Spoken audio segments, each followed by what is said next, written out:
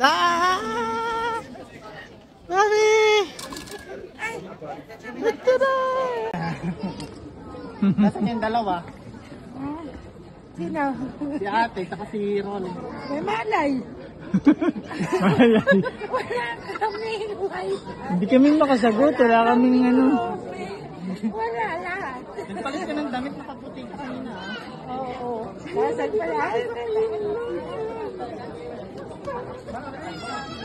Ano lamig? Diyan mo, pawis na pawis ka.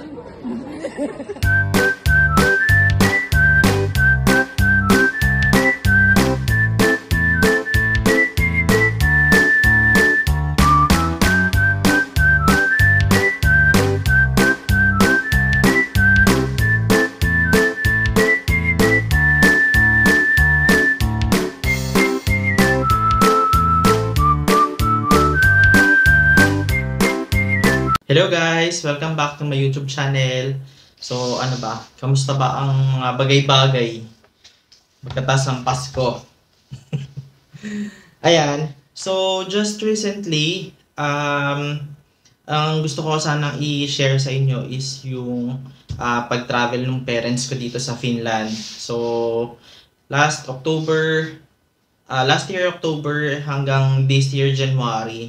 So nandito sila nagbakasyon. So nung nag-post kami sa Facebook, may mga ibang friends at saka nag-post din ako ng video sa TikTok. So may mga nagtatanong din doon sa doon sa TikTok na video na pinost ko kung paano yung pag-process or kung paano yung ginawa. So may mga few questions. Ang daming bagay, ang daming pointers na kailangan yung the whole process, marami siyang ginagawa. So, ayun, yung vlog na to is para sa inyo and para doon sa mga first timers na mag-a-apply ng Schengen visa, parang kami, and DIY.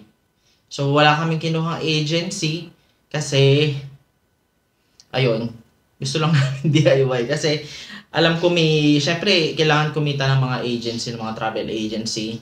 So, sa mga ganito. So, kami, simpleng mga tao lang naman kami. So, yun, nag-DIY kami. So, para makapagbigay lang kami ng brief background, ang tawag dito, 79 days yung in-apply namin na visa through private visit. So, meaning pag private visit, may relatives or friends ka doon sa pupunta mo na country. And, ayun, DIY kami. So, wala kami kinuha na agency para doon sa pagpaprocess nung lahat nung visa application. Okay? So, ito, nag-effort talaga ako para sa inyo. And para, ayun, kasi ako nung time ko, sobrang, ang tawag dito, hindi namin alam kung saan magsisimula, paano ba, magkano ba, ang daming assumptions about doon sa application. So, ang dami mo na ring worries na ma-approve ba, ganyan, ano yung dapat mong ibigay.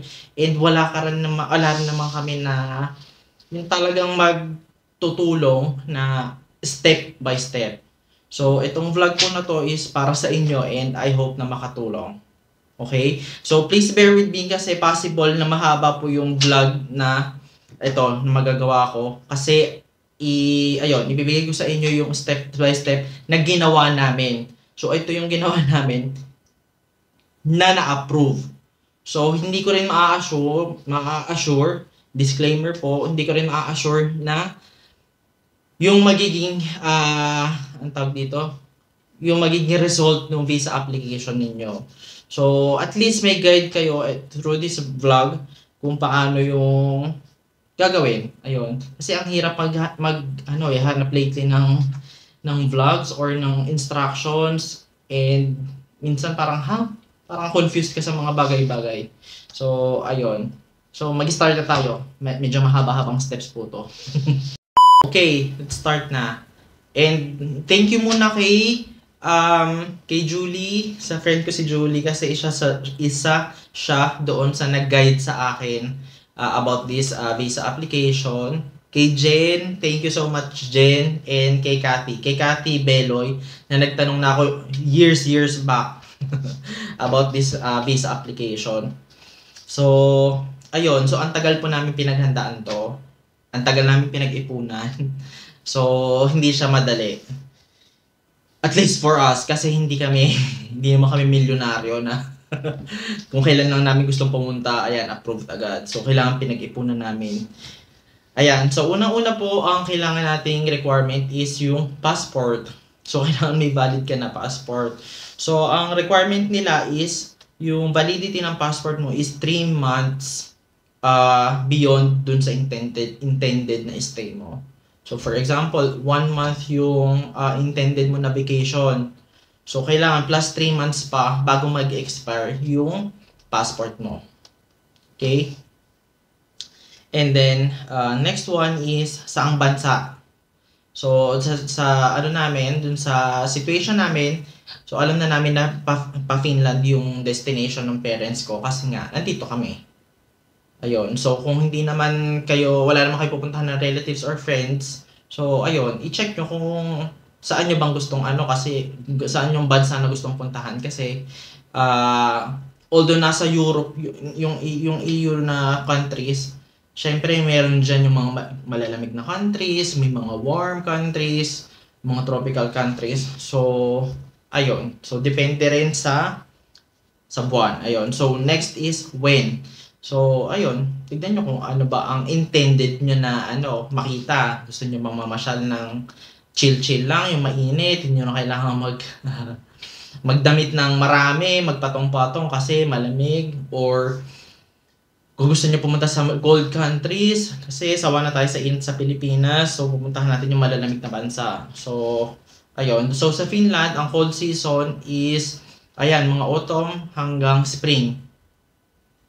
Summer nga hindi pa masyadong malamig summer nga minsan hindi pa masyadong mainit. So buong taon yata malamig dito sa Finland. So ayun. And how long? Kasi makaka-impact yung planning nyo kung gaano kayo tagal doon sa mga iba nyong requirements. Okay?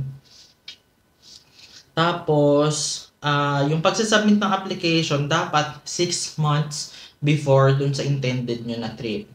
So, dapat within 6 months. Ayan. Kung December kayo nagpaplanong pumunta ng Finland, for example, so, dapat within 6 months, mag-a-apply ka na. Okay?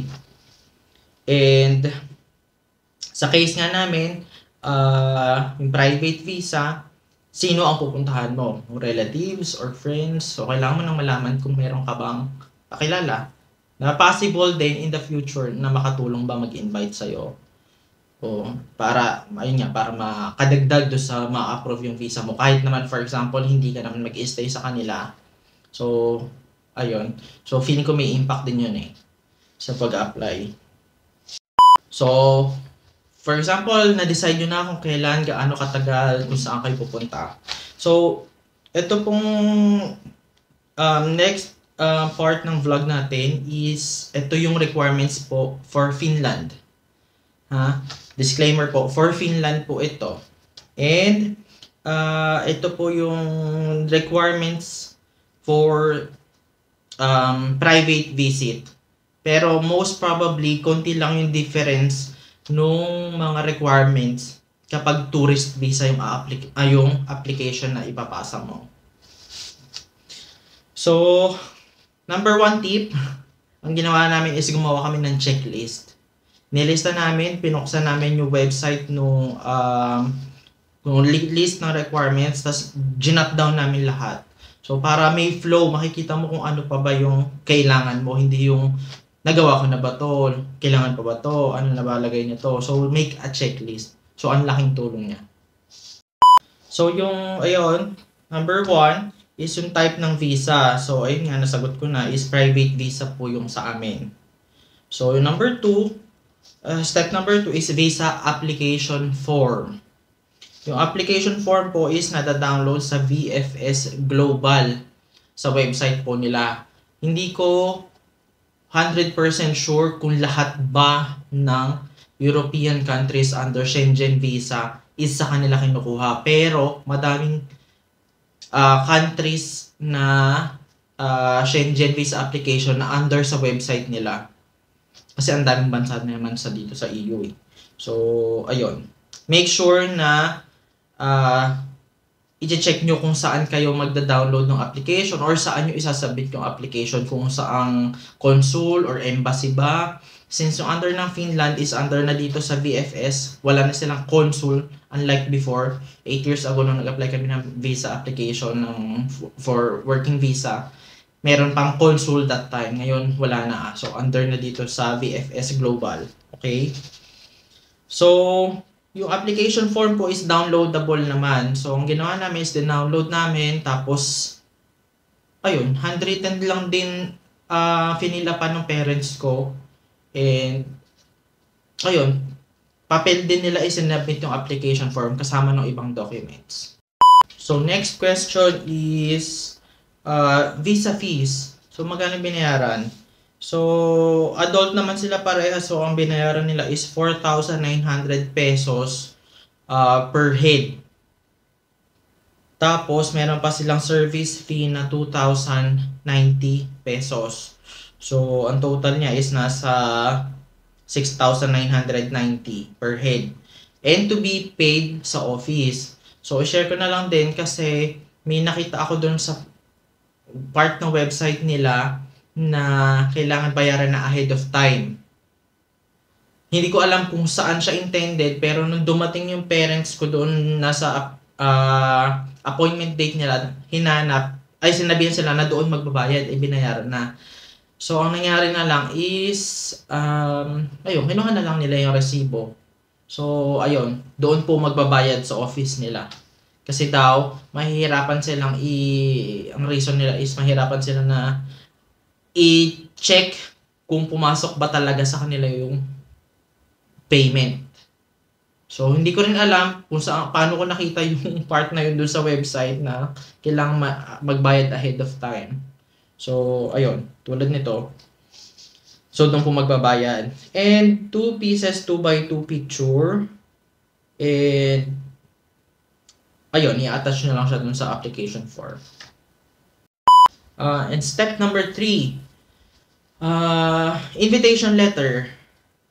So, yung invitation letter is yun nga, magagaling doon sa nasa abroad na mag-i-invite. So, dalawa kami ng ate ko dito, magkapatid kami. Parehas kami gumawa ng invitation letter. So, ang nilagay namin doon is yung, in-address namin yung consul of Finland through VFS Global. So, meron kaming heading na gano'n. Tapos, Dear Ma'am Sir, parang gano'n. Or to whom it may concern yata. Parang, o Dear yata, basta hindi ko matandaan. So, ang nilagay namin doon is, syempre, nagpakilala kami. Ako si ganyan. Ano na ba ang status ng visa ko dito? Citizen na ba? Working permit ba? Ano ba? May residence permit ba? Tapos, may permanent ba kami na trabaho? So, parang a little bit of background about sa amin. Tapos, kung saan kami nagtrabaho? Tapos, ano ba yung intention ng pag-i-invite? So, I am inviting ganyan my parents na kasi nung time namin is December yung yung pinaka-goal. And makita nila yung change ng season. So, from October to December, so autumn. So, para makita nila yung autumn, makita nila yung snow, yung winter. And, in-explain din namin doon kung bakit 79 days yung intended na stay ng parents ko. Kasi, parang ang alarming sa kanila na bakit ang tagal ng parents ko dito. So, tulad ng ate ko, bago pa lang siya dito sa Finland, wala pa siyang ganun kahaba na paid vacation leave. Tapos, magkaiba yung schedule namin. Siya, ang trabaho niya is Monday to Friday. Tapos ako, ang trabaho ko, paiba-iba kasi nga may shifting. sa ospital. So, yung trabaho niya is fixed, ako hindi. So, kailangan namin i-arrange yung day offs namin para ayun, makapasyal kami ng magkakasama kasi ang hirap ng buhay ng nurse, lalo ganyan, magkakaiba kami ng schedule. So, ayun, in-explain din namin doon sa invitation letter na bakit ganun katagal. Kasi nga, yung shifting, kailangan namin ng i-arrange ahead of time, yung mga schedule, wala rin kaming assurance kung ma-approve yung iplinat namin na schedule. Yung paid vacation leave namin is limited lang. So, lahat yon inilagay namin. So, in-explain namin.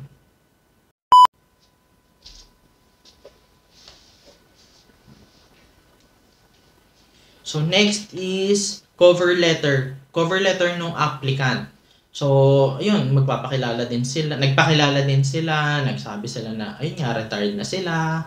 So, ayun, kung ano yung gusto nyo ilagay doon sa cover letter, magpakilala kayo, ano intention nyo, saan nyo gustong pumunta, gusto nyo makakita ng snow, gusto nyo makita yung monumento ni ganyan, gusto nyo makapasok ng ganitong museum. Ayun.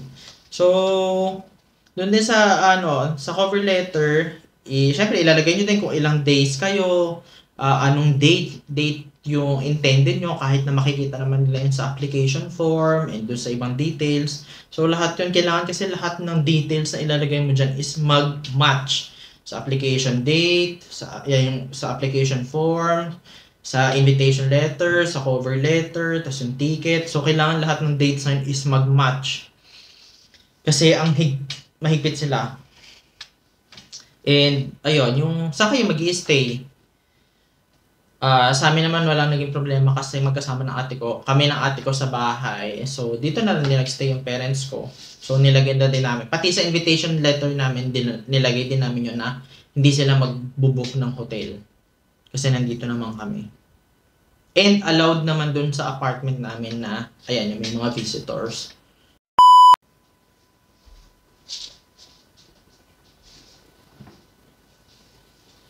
So, pang-fifth requirement natin is yung proof of family ties. So, paano ba natin ma-prove na magkamag-anak? So, yung parents ko, yung nanay, tatay, ganyan. So, mag-asawa. So, marriage certificate nila. Tapos, syempre, parents and yung mga anak. So, birth certificate namin. So, lahat yon sinubmit namin and pina-apostil namin para syempre kailangan validated yun la legit yung document. So doon naman sa pagpapa-apostil 3 days yung ayun nga yung parang para ma-apostil siya and merong mga express 1 day lang parang ma-apostil na. So kinuha namin yung yung regular lang parang 100 pesos per document. Ayun. So, for example naman, kung tourist naman kayo, tapos mag-asawa kayong mamamasyal, so, for sure, or hindi ko alam, so most probably, hanapan din ng, mas mabuti na isubmit nyo na may proof na mag-asawa talaga kayo. Ayun nga, yung marriage certificate. Ayan, so ipa-apostil nyo din.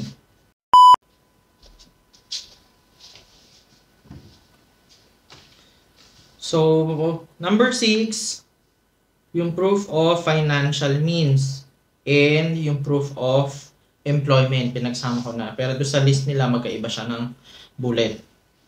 So, proof of financial means, doon kasi sa application form nakalagay kung sponsored or parang independent sila. Yung parang sagot nila yung sarili nila lang trip, kahit na may invitation letter. So, sa amin po, ang nilagay namin is yung parang independent. Sagot nila yung sarili nilang expenses. So, ang isinabmit po ng parents ko is yung, ayun nga, yung bank statement. Yeah. Mas maganda kung meron bank statement yung per person. So, 2 bank statement po yung pinadala na, ay yung sinabmit namin or sinubmit nila. Tapos, ano pa? Yun, bank statement lang naman yung nila, sinubmit nila. Tapos, so kung meron kayong business or kung nagtatrabaho kayo, mga business permit siguro, tapos yung certificate of employment nyo, payslip, ano pa ba? Ayun. So kung ano yung papakita nyo na saan kayo kumukuha ng pera or kung paano kayo sumasahod, ganyan. So lahat ng details na yon ipakita ninyo. Kasi, ayun, kapag ano yan, kino-compute nila yan kung kaya nyo ba or hindi. So, ayun. Yung sa part naman namin, meron kasi doon mamaya ko na sasabihin. Ayun, meron kasing part doon na basta mamaya na, okay? Next part. Ayan, medyo marami na tayo na tackle. So, pang 7, travel medical insurance. So, dito kami nahirapan kasi wala kaming idea kung sino ba ang nagbibigay. Ano bang insurance company, bangko ba? Ano ba nagbibigay ng travel insurance? So, itong nag-suggest nito is si Jen. Thank you, Jen. Thank you so much sa inyong suggestion.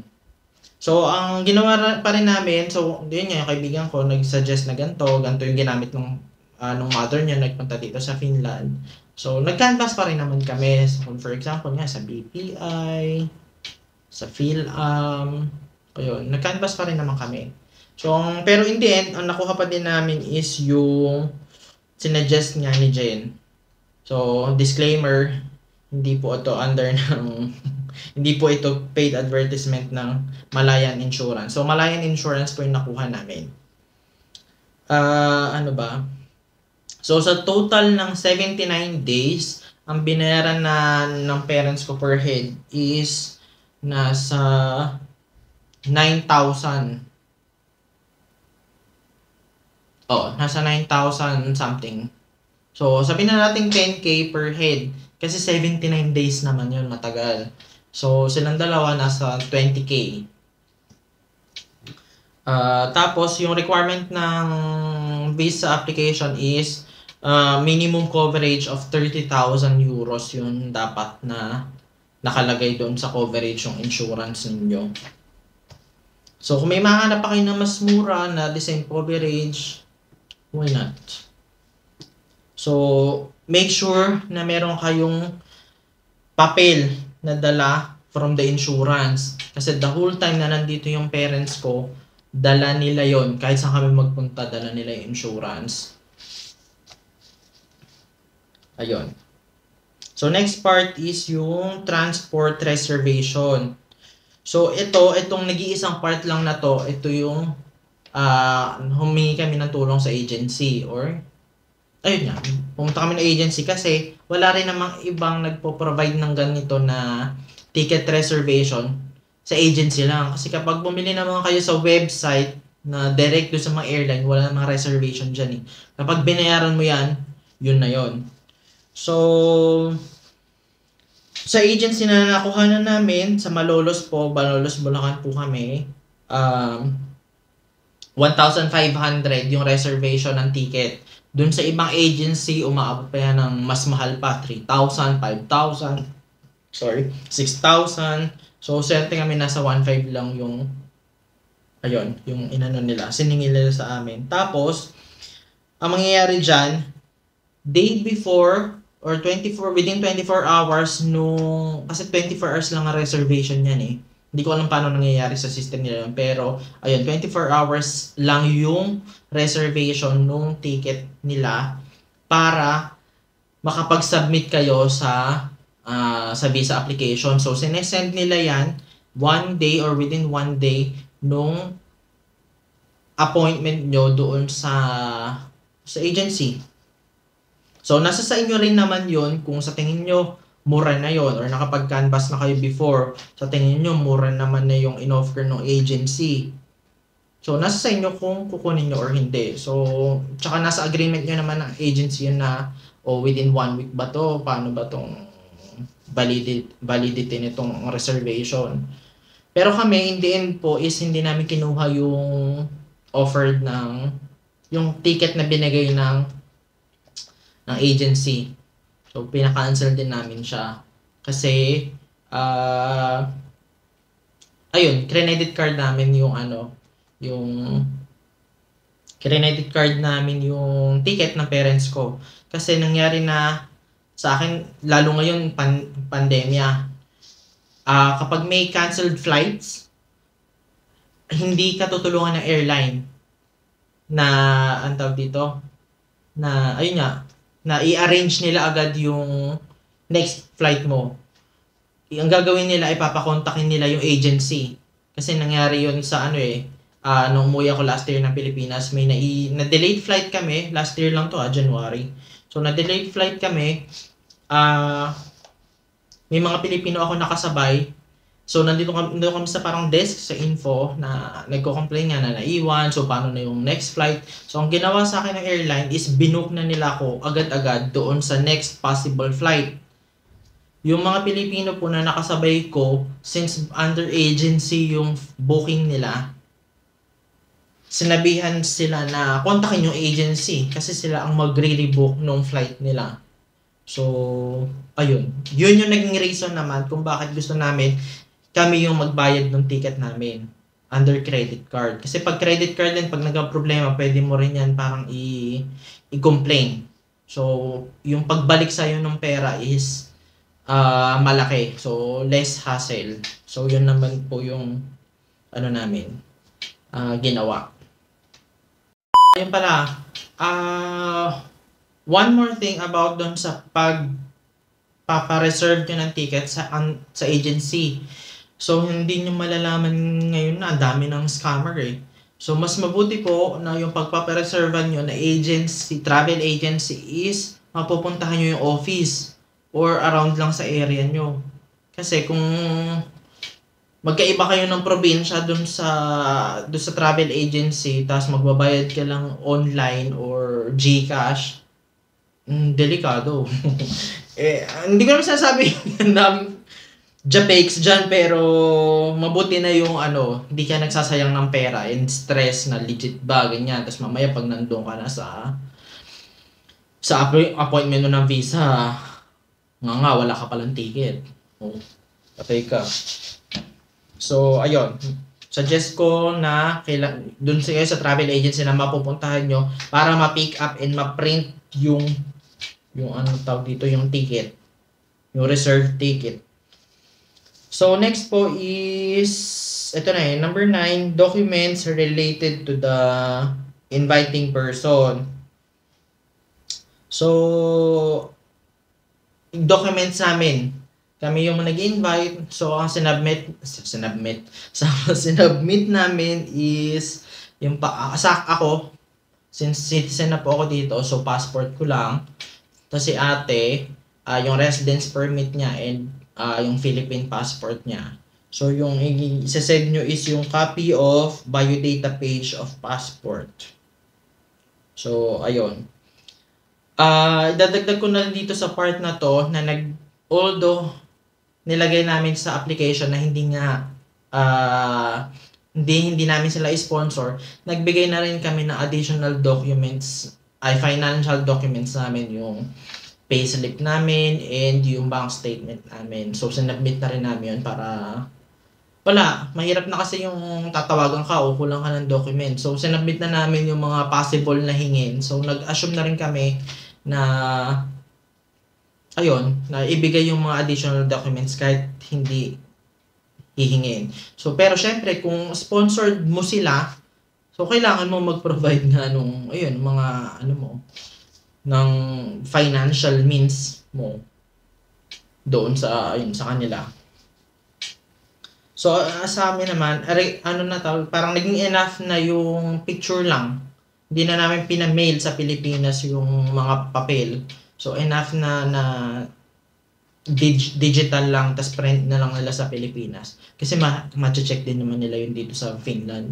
Kasi dito isang enter lang nung social security number namin, makikita na lahat ng details about you. Saan ka nakatira, saan ka nagtatrabaho. Parang possible pa nga makita doon magkano talaga yung sinasahod mo eh. So, ayun. So, ano po, kaya pa po bang manginig? Ang dami. Madami talaga. Months din namin siya inayos. Matagal din namin siya inayos. So, you can imagine yung stress ng nanay ko. Kasi yun yan, paglalakad pa lang ng documents, yung pag-apply pa lang ng mga birth certificate, marriage certificate, yung pag, alam mo yun, yung pag-compile, yung pag-check, pagkausap ng mga tao, yung sa insurance, yung sa bangko. So, it takes a lot of effort and energy. Pero in the end, kapag na-approve yung visa nyo, ayun, sobrang rewarding, sobrang life-changing. So, dream come true. Totoo po yun. So, ang next natin is yung itinerary. So, hihingin din nila to. Ayun, kung meron kayo, ang tawag dito, kunwari ang destination nyo lang is Finland.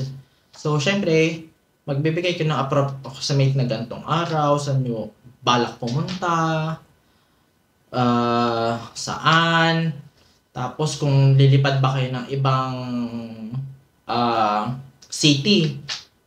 Yung parang ginangyari sa amin, pumunta kami ng Lapland, so yung northern part ng Finland. Eh, hindi naman kami nag-aeroplano.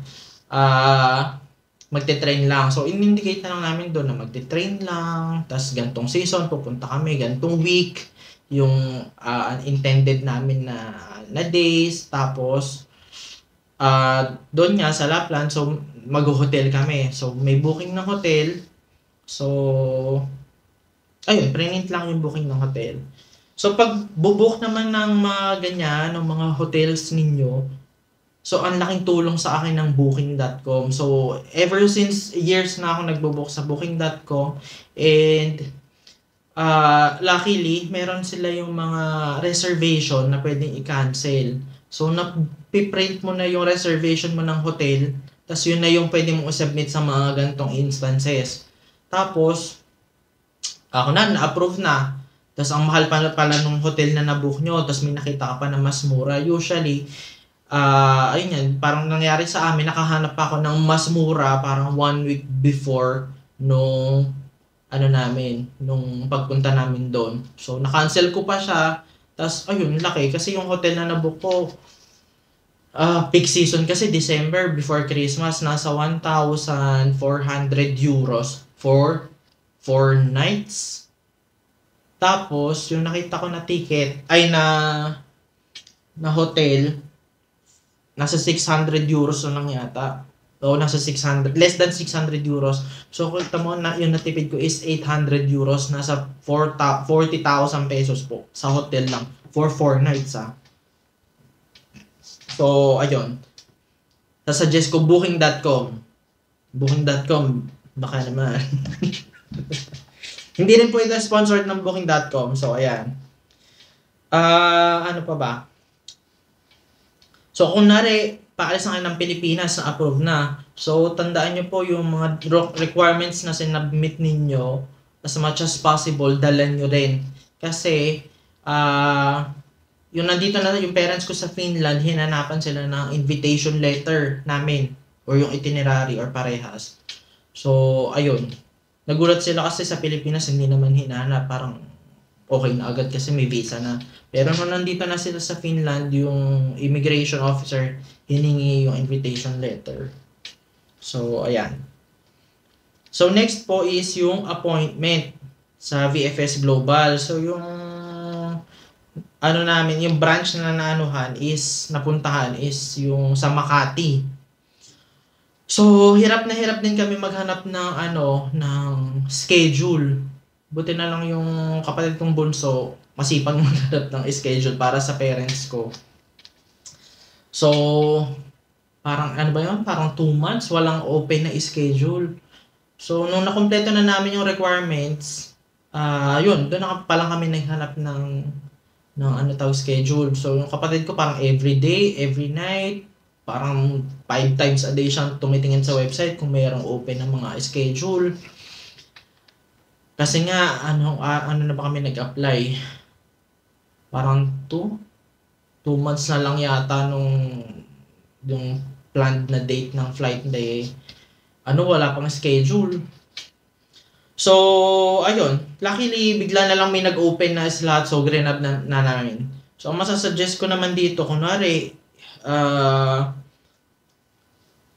ang tawag dito, yung konti na lang yung requirements na na kinukompleto, and sa tingin nyo naman hindi na yun mag-take ng ilang weeks yung requirement na inaayos ninyo, is maghanap na kayo ng schedule kasi ang hirap maghanap ng available na